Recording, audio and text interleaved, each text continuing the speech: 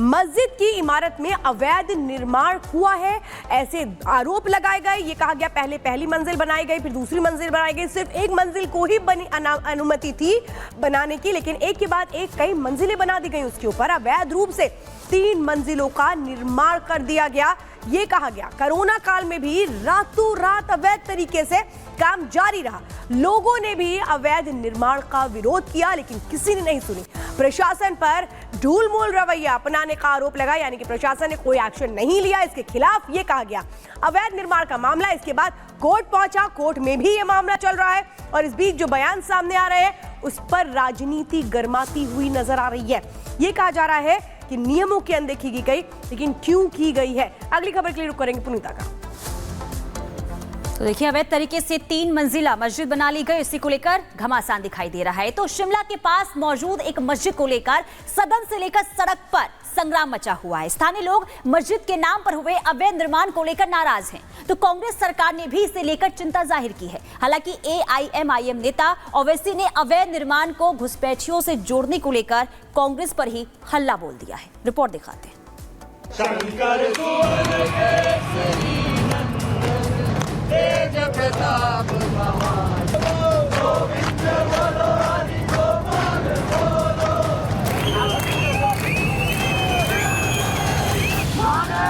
हिमाचल प्रदेश में अवैध निर्माण को लेकर सियासत का पारा हाई है।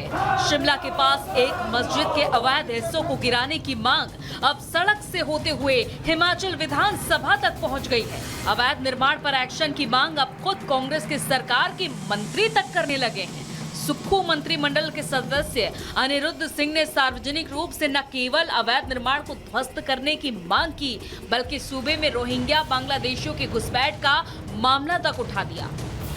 राज्यों से जो अवैध रूप से जो है हिमाचल में पलायन कर रहे हैं भारी मात्रा में, इनके ऊपर चेक रखने की जरूरत है। हो सकता है रोहिंग्याज हों, और मैंने माननीय मुख्यमंत्री जी से भी इस बारे में बिल्कुल बात करी है। हिमाचल जैसे शांत राज्य में जहां सांप्रदायिकता और धर्म के नाम पर तुष्टीकरण का भी मुद्दा नहीं रहा, ऐसे राज्य में भी घुसपैठ और डेमोग्राफी चेंज होने की चर्चा होने लगी है। मस्जिद के नाम पर अवैध निर्माण का विवाद इसी की एक वानगी भर है। कांग्रेस के मंत्री की चिंता के बाद मुस्लिम अधिकारों के पैरोकार ओवैसी भी इस मामले में कूद पड़े हैं। सांसद असदुद्दीन ओवैसी ने इस मामले के लिए कांग्रेस को ही जिम्मेदार ठहरा दिया। ओवैसी ने कहा कि हिमाचल में कांग्रेस मोहब्बत की नहीं, नफरत की सियासत कर रही है। कांग्रेस मंत्री अनिरुद्ध का वीडियो एक्स पर पोस्ट करते हुए ओवैसी ने कहा, हिमाचल में सरकार बीजेपी की है या कांग्रेस की? हिमाचल की मोहब्बत की दुकान में नफरत ही नफरत। हिमाचल के मंत्री बीजेपी की जुबान में बोल रहे हैं। भारत के नागरिकों को रोहिंग्या और बाहरी बुलाना देश विरोधी है। अब आपको हिमाचल की वादियों का तापमान बढ़ाने वाले इस विवाद की पूरी जानकारी देते हैं। मामला हिमाचल प्रदेश की राजधानी शिमला के पास मौजूद संजौली कस्बे का है, जहां एक मस्जिद की इमारत में अवैध निर्माण करवा दिया गया है। स्थानीय लोगों का दावा है कि गैर हिमाचली लोगों ने एक पुरानी मस्जिद की इमारत को 4 मंजिला तक बना दिया। अवैध निर्माण के इस मामले ने धीरे धीरे तूल पकड़ लिया।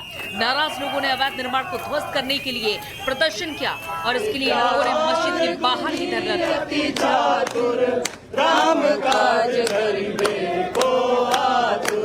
प्रभु चरित्र प्रताप महाजगवंदन। पुलिस ने प्रदर्शनकारियों को समझा बुझाकर धरना खत्म करवा दिया, लेकिन नाराज लोगों ने आगे भी आंदोलन जारी रहने की चेतावनी दी है।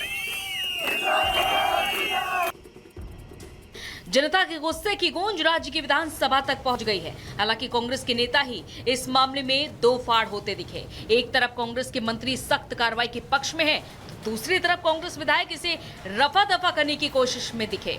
वहीं बीजेपी ने भी इस मामले में अपना रुख स्पष्ट कर दिया है। बीजेपी की मांग है कि अगर अवैध निर्माण हुआ तो उसे ध्वस्त करने में देरी ना की जाए। ये परिस्थिति हिमाचल प्रदेश में बिल्कुल भी जो है वो बर्दाश्त नहीं की जा सकती है कि अवैध तरीके से इस प्रकार से मस्जिद का निर्माण किया जाए और उसके बाद फिर झगड़ा भी किया जाए ऊपर से। और तो मुझे लगता है कि इस पर तुरंत जो कार्रवाई बनती है। कि अवैध बनी है कि नहीं बनी है वो तो अब कोर्ट में जब मैटर है, कोर्ट ने डिसाइड करना उस मैटर को। पार्षद के बोलने से या किसी आम आदमी के बोलने से या उसमें सिर्फ एक रिपोर्ट लिखी जाती है उनके बोलने से। जो उससे पहले भी पार्षद थे उन्होंने भी रिपोर्ट्स लिखाई है, उन्होंने रिपोर्ट लिखाई तो FIR लॉन्च हुई और केस चल पड़ा है। आपको बता दें कि स्थानीय स्तर पर यह विवाद काफी दिनों से चल रहा था, लेकिन पिछले दिनों हुई मारपीट की कुछ घटनाओं ने इस विवाद को बड़ा बना दिया। शिमला में जहां सियासी बयानबाजी हो रही है, तो वहीं संजौली कस्बे के लोग भी इस मामले में पीछे हटने को तैयार नहीं दिख रहे हैं। Bureau report, Republic Bharat. तो आइए अब आपको बताते हैं हिमाचल सरकार की हालत कैसी है। सोचिए, खजाना खाली होता जा रहा है और पैसा जुटाने के लिए अब एक नायाब तरीका निकाला गया है। इसके लिए क्या कोशिशें हो रही हैं? भांग की खेती के जरिए पैसा जुटाने की कोशिशों में हिमाचल सरकार अपने कदम बढ़ाती नजर आ रही है और उसे ये नहीं पता कि इसका असर प्रदेश पर क्या होगा। देखिए रिपोर्ट।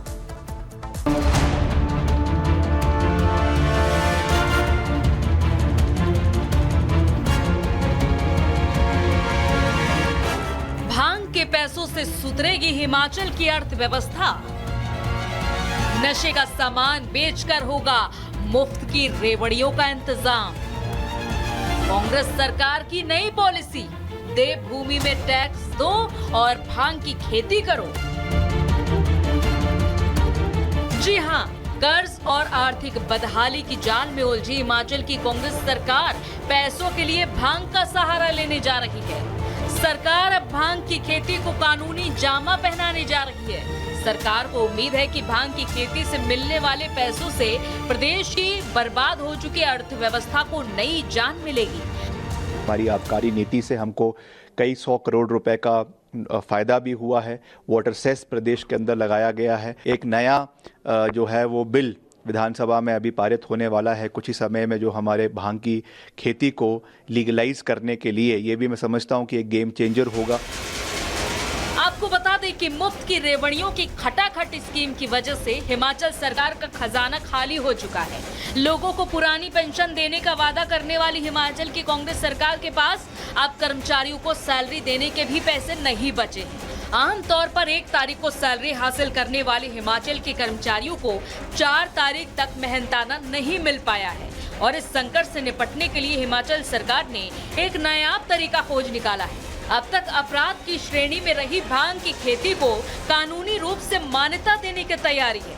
कांग्रेस सरकार का मानना है कि भांग की खेती से मिलने वाला राजस्व उसके सभी जरूरतों को पूरा कर देगा। कि भांग की खेती केवल नशे के लिए नहीं है, वो तो उसका एक साइड इफेक्ट है, मगर मेडिसिनल पर्पसेस के लिए, आपके जो है फार्मास्यूटिकल सेक्टर के लिए और हमारे फैब्रिक्स के लिए, कपड़े बनाने के लिए और भी कई चीज़ों के लिए इसका इस्तेमाल होता है। और निश्चित तौर से अगर इसको लीगलाइज तरीके से प्रदेश में उगाया जाएगा, जैसे और राज्यों में भी उगाया जा रहा है और मुल्कों में भी किया जा रहा है, तो मैं ये समझता हूँ कि इससे प्रदेश की आमदनी में आने वाले समय में बहुत ज़्यादा मुनाफा होगा। भांग की खेती लीगल करने के लिए हिमाचल की कांग्रेस सरकार ने अपनी कवायद भी पूरी कर ली है। सरकार का दावा है कि भांग का इस्तेमाल दवाओं में भी होता है। भांग से सूबे को टैक्स के रूप में राजस्व का भी फायदा होगा। इसके लिए राज्य सरकार ने एक 10 लोगों की कमेटी भी बनाई थी। कमेटी ने भांग की खेती पर अध्ययन के लिए कई जिलों का दौरा भी किया था। अब इसी कमेटी की रिपोर्ट के आधार पर भांग की खेती को लीगल करने की भी तैयारी है। हालांकि इस प्रस्ताव का दूसरा पक्ष भी है।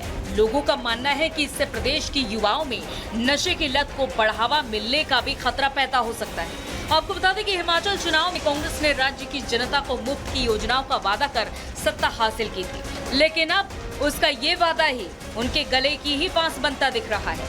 आरोप है कि मुफ्त रेवड़ियों की वजह से ही राज्य का खजाना खाली हो गया है और अब पैसों के लिए सरकार गैर कानूनी कामों को भी लीगल कर रही है। Bureau report, Republic Bharat. तो हिमाचल की संगार देखिए कंगाली की स्थिति पर आ चुकी है, लेकिन आखिर ऐसा क्यों हुआ? आखिर क्यों अब जो है इस तरीके से स्थिति हिमाचल प्रदेश में देखने को मिल रही है, वो हम आपको ग्राफिक्स के जरिए बताते हैं। देखिए, मुफ्त वाली योजनाओं पर बेतहाशा खर्च किया गया, यानी कि चुनाव के समय जो मुफ्त की रेवड़ियां बांटी गई, उसी का नतीजा ये कि अब इसका असर जो है हिमाचल की अर्थव्यवस्था पर देखने को मिल रहा है। सुक्खू राज में 17,000 करोड़ का कर्ज जो है वो बढ़ चुका है। राज्य में पुरानी पेंशन योजना लागू कर दी गई, जो वादा किया गया था उसे पूरा करने के चक्कर में पेंशन यानी कि पुरानी पेंशन योजना लागू कर दी गई, उसका असर भी अब हो रहा है अर्थव्यवस्था पर। कुल बजट का 40% सैलरी और पेंशन पर खर्च होता है। इसके अलावा बजट का 20% कर्ज और ब्याज चुकाने में खर्च होता है। केंद्र ने राज्य को कर्ज देने की सीमा घटा दी, वहीं राजस्व बढ़ाने का कोई नया उपाय अब नहीं है। तो कुल मिलाकर देखिए किस तरीके से यहाँ पर जो वादे किए गए थे चुनाव के दौरान, यानी कि मुफ्त का जो वादा किया गया था, उसका असर अब किस तरीके से हो रहा है। इसका नतीजा ये हो रहा है कि अब जो हिमाचल प्रदेश की अर्थव्यवस्था है वो बदहाल होती हुई नजर आ रही है। बहरहाल अब आगे बढ़ेंगे और अब बात करेंगे पश्चिम बंगाल।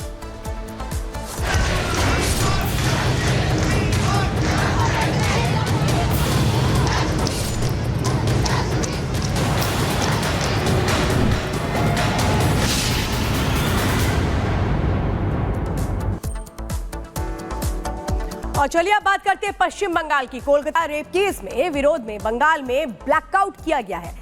राज्यपाल से लेकर सड़क पर प्रदर्शन कर रहे लोगों ने इसमें हिस्सा लिया। विरोध जताने के लिए लोगों ने अपने घरों और दुकानों की लाइटों को बंद किया। पश्चिम बंगाल के राज्यपाल सीवी आनंद बोस ने भी राजभवन की बत्तियां बंद कर और मोमबत्ती जलाकर विरोध का समर्थन किया।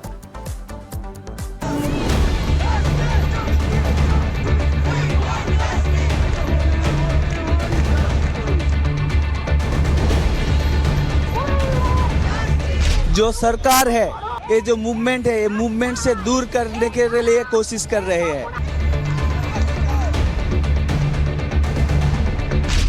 करीब 1 महीना होने को आया, लेकिन अभी भी कोलकाता की बिटिया इंसाफ से दूर है। आरोपियों को गिरफ्त में लेकर जांच जारी है, लेकिन न्याय की मांग अभी भी चल रही है। पश्चिम बंगाल में महिला सुरक्षा के सवाल पर लोग एकजुट हैं। इंसाफ की रोशनी के लिए अंधेरे वाला प्रदर्शन किया गया।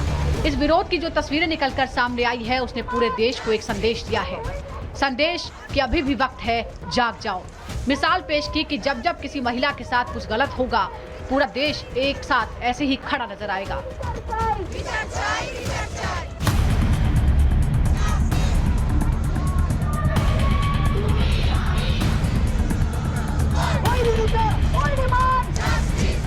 अभया के लिए इंसाफ की जंग सिर्फ उसका परिवार या डॉक्टर नहीं लड़ रहे, बल्कि नेता, राजनेता, आम इंसान, बच्चा, बूढ़ा, हर कोई अभया और देश की बेटियों की अस्मिता की रक्षा के लिए युद्ध लड़ रहा है।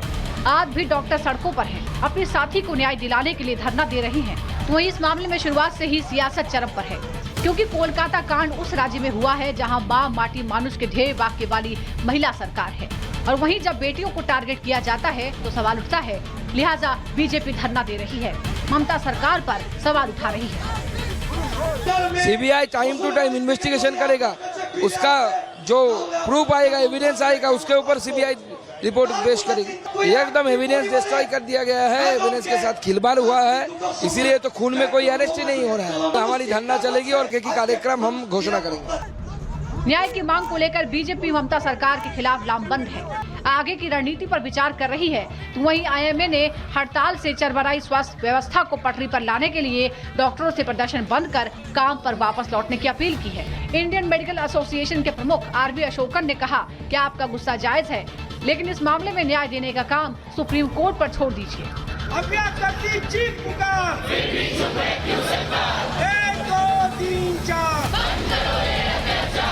रेप और मर्डर के आरोप में संजय रॉय, तो वहीं सबूतों से छेड़छाड़ और भ्रष्टाचार के आरोप में संदीप घोष समेत 4 लोग सलाखों के पीछे हैं। उनसे पूछताछ हो रही है। ऐसे में पूरे देश को सीबीआई से उम्मीद है कि उसकी जांच से अभया के आरोपियों के खिलाफ सबूत जरूर मिलेंगे और न्यायपालिका उसे वैसी सजा देगी जिसे सुनकर किसी भी अपराधी की रूह कांप जाए, क्योंकि देश नहीं चाहता कि जो निर्भया, दिशा और अभया के साथ हुआ वो किसी और के साथ हो। Bureau report, Republic Bharat.